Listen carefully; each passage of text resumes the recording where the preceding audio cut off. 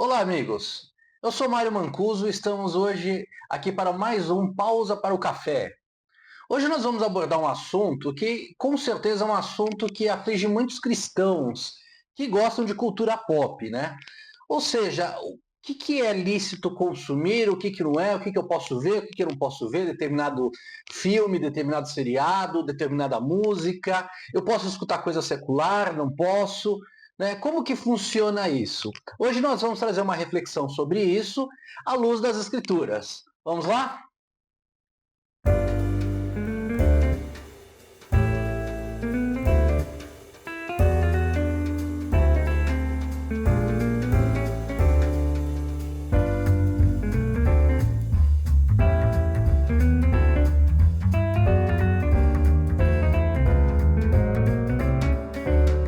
Curta, compartilhe, se inscreva no nosso canal e deixa aqui seu like. Bora para mais um vídeo.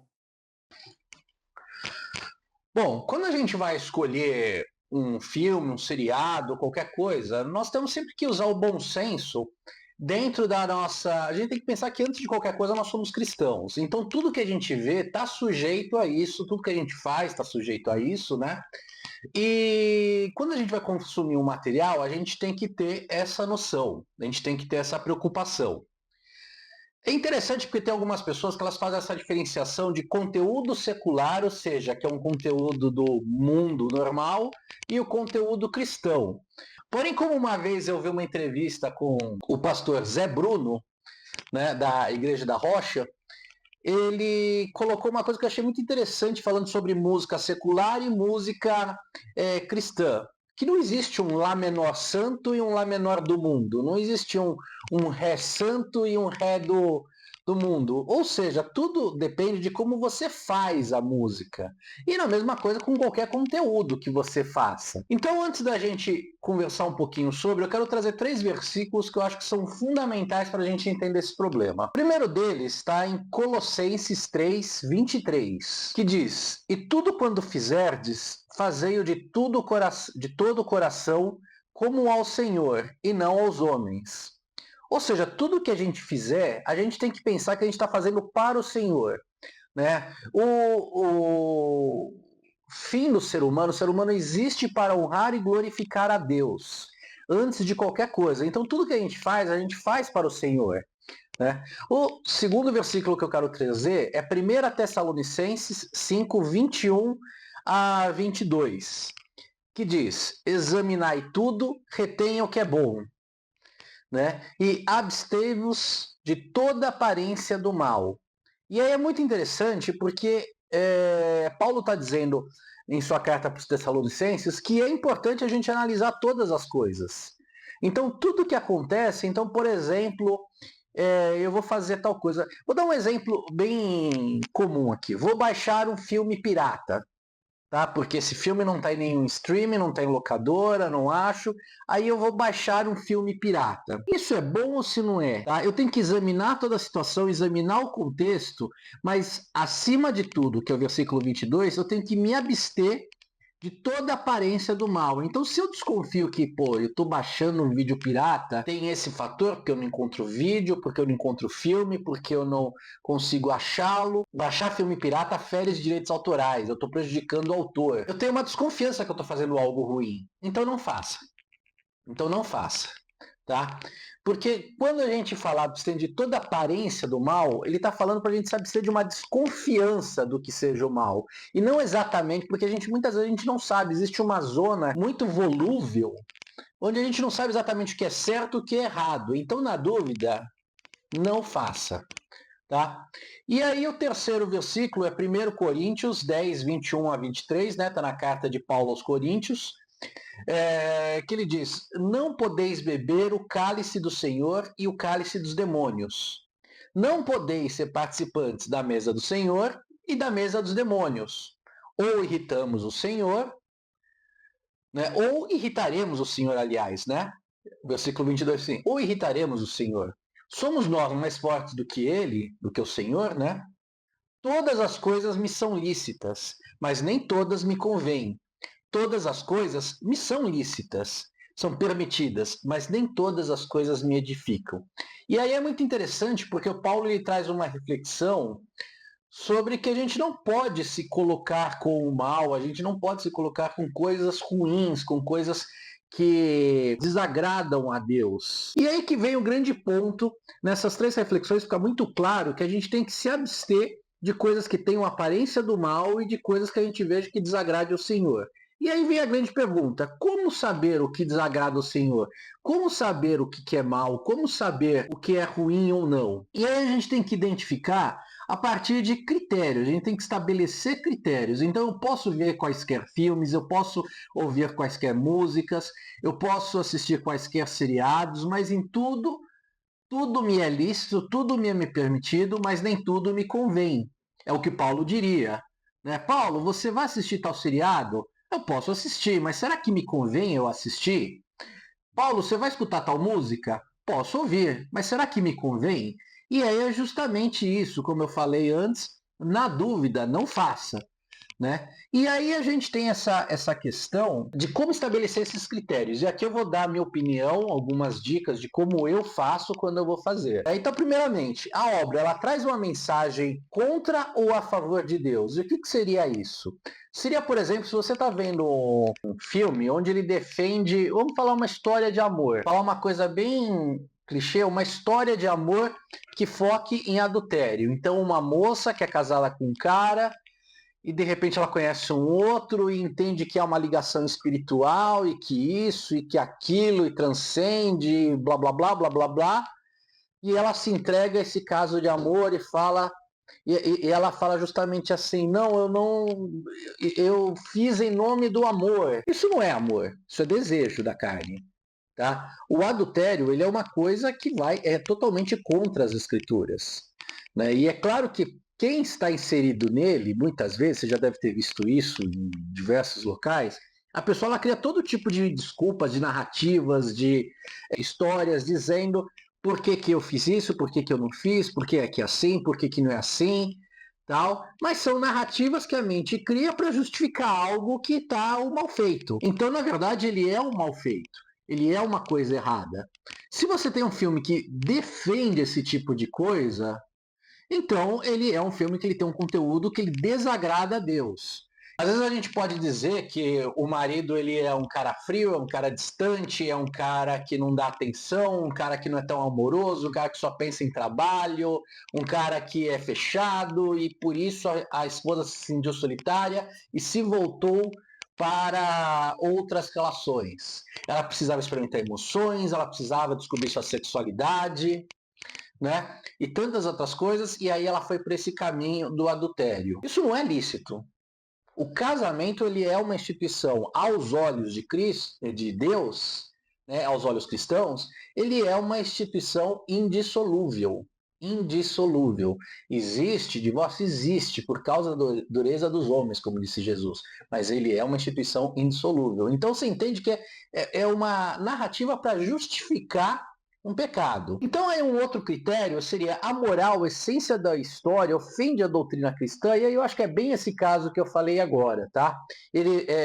A mensagem ela vai contra Deus e ela traz uma moral, traz uma justificativa que ofende a Deus. Bom, outro critério, a obra ela traz conteúdo indecente, inapropriado para um cristão, como cenas de sexo ou nudez, principalmente quando é fora de contexto, tortura, feitiçaria, violência extrema. É claro que a gente tem alguns filmes onde a nudez ela pode até ter uma implicação dentro de um contexto que poderia até ser cortada, mas, sei lá, uma opção do cineasta manter essa coisa. Mas tem outros que usam isso como uma ferramenta para incrementar o filme, com a própria temática, como algo que é explorado. Eu lembro um filme que eu assisti, nossa, não vou me lembrar o filme com o Matthew McConaughey, com a Sandra Bullock, né, e com Samuel Jackson, no qual o Samuel Jackson é um pai, que aí dois caras racistas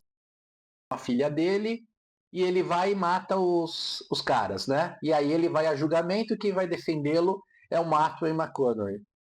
Existem algumas sutilezas lá em, por exemplo, mostrar a esposa do protagonista, em mostrar Sandra Bullock, e fica muito claro que há uma sexualização, uma exploração de uma aparência mais erótica das personagens femininas, somente para você promover uma coisa absolutamente desnecessário, quase constrangedor.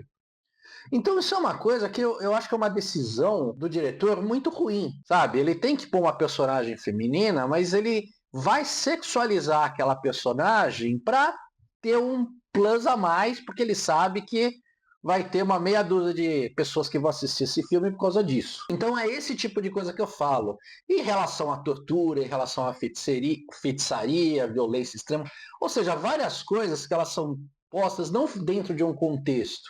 A gente vai ver que tem filmes, depois eu vou falar sobre filmes de terror num outro vídeo, e que é claro, tem cenas de tortura, tem cenas de violência, tem cenas de feitiçaria, tem cenas de nudez, mas elas estão dentro de um contexto que conta a história, e de forma nenhuma, quando a gente pega, por exemplo, o Advogado do Demônio, né, aquela obra-prima do Al Pacino com a Charlize Theron, com Keanu Reeves. É a história de um advogado que ele cede à vaidade, cede ao orgulho e com isso ele vai servindo aos planos do demônio. Esse é um filme que eu acho que se encaixa nesse ponto? Não. É óbvio que ele tem cenas de sexo, podem ser puladas, podem ser cortadas, tanto quem está assistindo ou pelo próprio editor poderia ter cortado, né? Ele tem cenas de tortura, cena de feitiçaria, mas fica bem claro qual é a moral do filme. Fica bem claro quem é o vilão, quem é o errado e quem é o bom. Ou seja, não está defendendo uma moral ruim, ele está denunciando e denunciando através de imagens. Outro filme que a gente tem também, que é um filme belíssimo, é O Nome da Rosa, clássico com Sean Connery, baseado no livro de Umberto Eco. Tem uma cena que é praticamente uma cena de sexo explícito, que dá para facilmente ser pulada essa cena quando você assiste o filme. Mas ela serve a um contexto, que era qual? Havia moradores que eram tão miseráveis, que eles se prostituíam em busca de comida. E tem uma menina, justamente, que ela vai usar esse artifício para conseguir comida junto a um dos noviços. Dá para ser pulada essa cena, não precisava ter mostrado de forma tão explícita, não sei como é que está no livro, mas ela serve ao contexto. E aí tem outras coisas.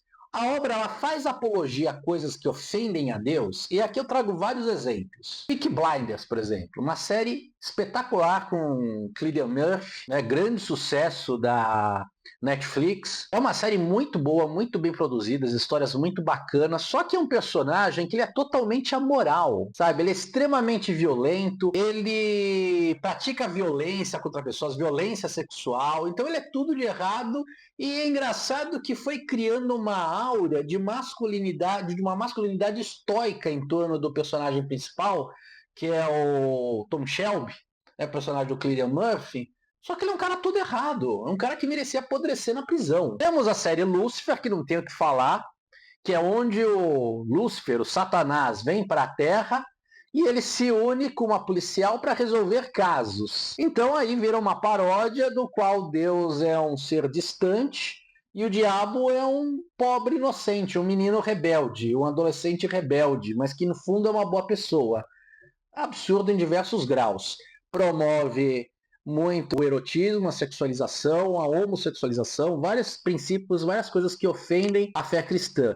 De uma forma divertida, com personagens bonitos, cativantes, então isso é realmente um caminho reto à perdição. A série Two and a Half Men, né, que tem que dizer que eu assisti muito antigamente, antes da minha conversão, gostava muito dessa série, mas também ela é totalmente errada. O personagem principal, que é tido como o cara inteligente, o cara que se dá bem, que é o personagem do Charlie Sheen, né, que também chamava Charlie na história, ele é um completo devasso, ele é vagabundo, ele é mulherengo, ele é pervertido, ele é malandro, e aí o irmão dele, que é tido como o Alan Harper, né? Tido como um personagem um derrotado, um loser, tenta copiar a vida do irmão, mas ele não tem habilidade para isso, né? Então a série... E é interessante essa série porque a gente tem um ator que fazia o menino, o Jake, né? Também não lembro o nome do ator que fazia o menino. Ele se converteu ao cristianismo e ele renegou toda essa obra, porque ele entendeu o quanto que é ruim, né? E como última obra, que eu acho que é uma série também muito boa, mas que ofende a Deus, é Penny Dreadful, uma série de terror muito legal. Eu não lembro, acho que ela era da Prime Video, da Amazon, que ela reúne todos os monstros da literatura gótica do século XIX. Então você tem aqui o Frankenstein, o Drácula, o lobisomem, bruxas, o Mr. Hyde. Você tem vários monstros da literatura gótica do final do século XIX reunidos numa história repleta de bruxaria, tá? Repleta de bruxaria. Ela traz encantamentos. A personagem principal, a heroína da história, que não fica muito claro se ela é heroína ou não. A gente tem Timothy Dalton, Josh Hartnett e outros grandes atores, né? Eu fui me esquecer o nome da atriz principal, que é uma atriz que ela sempre faz esses tipos de filmes mais góticos, assim. Ela é uma bruxa. E ela emprega a bruxaria. E tem um momento de vingança que eles criam um conceito de bruxaria do bem e bruxaria do mal.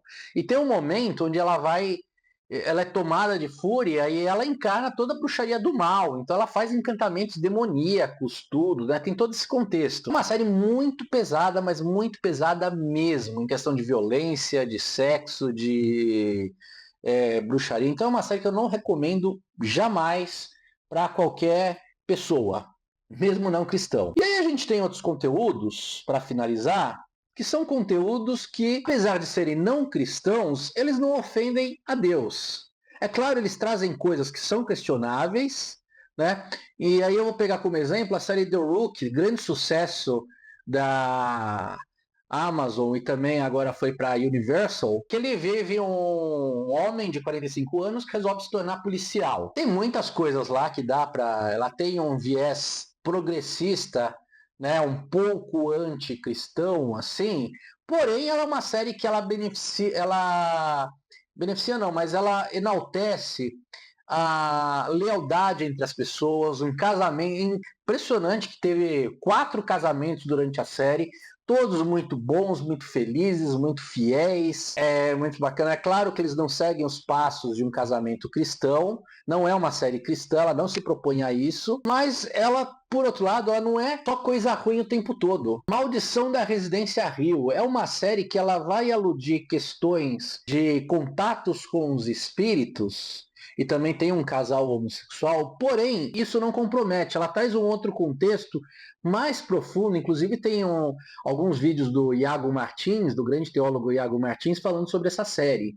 Me chamou muita atenção ele ter falado, que ele fez uma crítica muito legal, porque é uma série que ela fala sobre toda a dinâmica de uma família e problemas que isso e como se transforma numa maldição. Na verdade, a maldição da Residência Rio é a maldição da família Rio. Outra série que eu gosto bastante, mais antiga, né, The Mentalist, também é NCIS, as séries de ação. Elas têm várias coisas, elas têm violência, elas têm morte, elas têm isso, têm aquilo, né? Tem aquele policial que atira e pensa depois. São coisas questionáveis, mas eu não acho que isso te leva para um caminho não cristão. Eu realmente não acho que isso constitui algo ruim para você cristão assistir. E temos, no caso de humor, por exemplo, a série Big Bang Theory, que eu acho uma série sensacional. Ela não é que nem a Two Half Men, na qual o humor dela está em cima de perversões, de conceitos totalmente antiéticos. E sim, ela está na própria dinâmica dos personagens. Então você tem o Sheldon, que é um chato de galocha. Nossa, quanto X que eu falei agora. O Sheldon, que é um chato de galocha. Bazinga. Temos o amigo dele, que esqueci o nome, Bazinga. temos o Raj, temos o Harold. Então, assim, toda essa dinâmica, temos a Penny, toda essa dinâmica dos personagens envolvidos com os seus estudos, tal, com sua inteligência, eles vão criar essa questão, né? Alguns princípios que também eu tenho a obra, ela mostra o mal de forma positiva ou como algo realmente mal? E aí você tem que tomar cuidado, eu acho que entra naquele primeiro critério, né? E no caso de filmes como Poderoso Chefão, John Wick ou Duro de Matar, eles não fazem apologias a princípios anticristãos deliberadamente. Embora seus personagens eles tenham muitas atitudes condenáveis, pecaminosas, eles são homens pecaminosos. Mas são histórias de personagens que andam sobre a sombra do maligno e perecem por isso, eles pagam um preço por isso.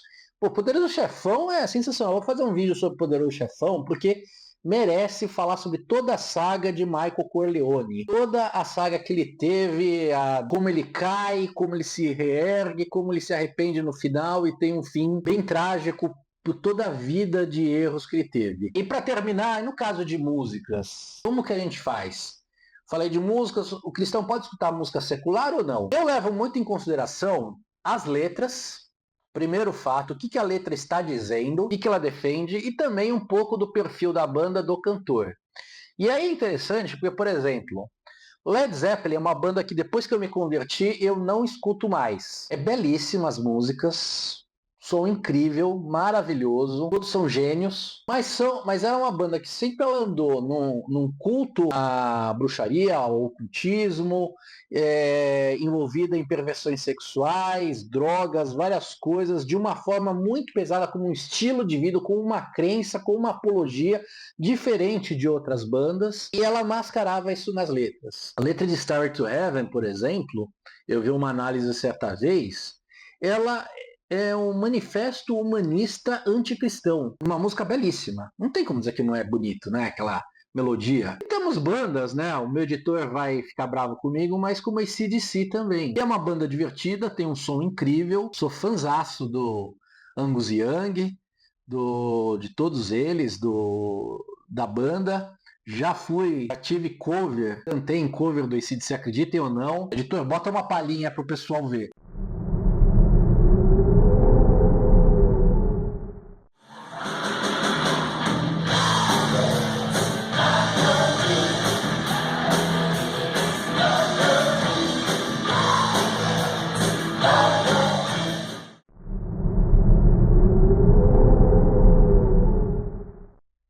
Mas as letras, elas fariam um cantor de funk ficar vermelho. Tem algumas músicas que elas têm uma letra, assim, é o cúmulo da pornografia, da perversão sexual. E também você tem letras como Hells Bells, que faz uma apologia ao demônio. Eu, hoje, desde que eu me converti ao cristianismo, eu não consigo cantar Hells Bells, não me sinto à vontade, sabe? Porque ela fala sobre como se o demônio fosse uma grande pessoa. Porém, a gente tem bandas como Iron Maiden, que eu não consigo encontrar nenhum ponto que desabone eles nesse quesito, então como cristão não vejo problema nenhum. Mas tem o The Number of the Beast. The Number of the Beast é uma letra baseada num filme de terror, num filme Profecia. Não é uma apologia ao demônio. Mas tem as capas. Tudo bem, é uma história na qual o Ed, que é um morto-vivo, vai até o inferno e briga com o demônio e rouba Mas não é todo um contexto, somos uma banda satânica, como Venom, por exemplo, era, e outras, né? É uma alegoria. As letras são baseadas em literatura, né? Nós temos o Bruce Dickinson, que é uma pessoa inteligentíssima, de uma grande cultura. Temos bandas como Metallica, que não professa nenhuma religião claramente, mas também tem letras bastante críticas, que elas estão de acordo com o que pensa o cristianismo. Elas falam sobre problemas sociais. Pô, a letra de One e outras tantas. Eu diria até eu não vou falar do Megadeth, porque todo mundo sabe que o Megadeth, o Dave Mustaine, ele é cristão e ele defende. Ou o Alice Cooper, no qual Alice Cooper também se converteu e é cristão. Então, hoje em dia, você quer ouvir rock com tranquilidade sendo cristão, você vai ouvir Megadeth e Alice Cooper. Mas tem outras também que ficam nessa zona cinzenta. O próprio Black Sabbath. Eu acho que tem algumas músicas, você precisa ter NIB, por exemplo, é uma música que me soa muito ruim. Assim, eu acompanho o Black Sabbath, sou fã deles há muitas décadas. E nunca vi nada relacionado ao Tony Iommi, a todos os outros. Talvez, mesmo o próprio Ozzy Osbourne, que diziam que ele era um católico devoto, né? Era um cara muito louco, mas eles não estão envolvidos no mal, na feitiçaria, como, por exemplo, o Jimmy Page estava. Então, são critérios que você vai estabelecendo. Fundamental, pessoal, você não precisa ser um alienado por você ser cristão, mas você precisa ter discernimento. Lembra as palavras de Paulo, tudo me é lícito, mas nem tudo me convém. Ok? Então, esse foi o assunto de hoje, nosso Pausa para o Café. Até a próxima!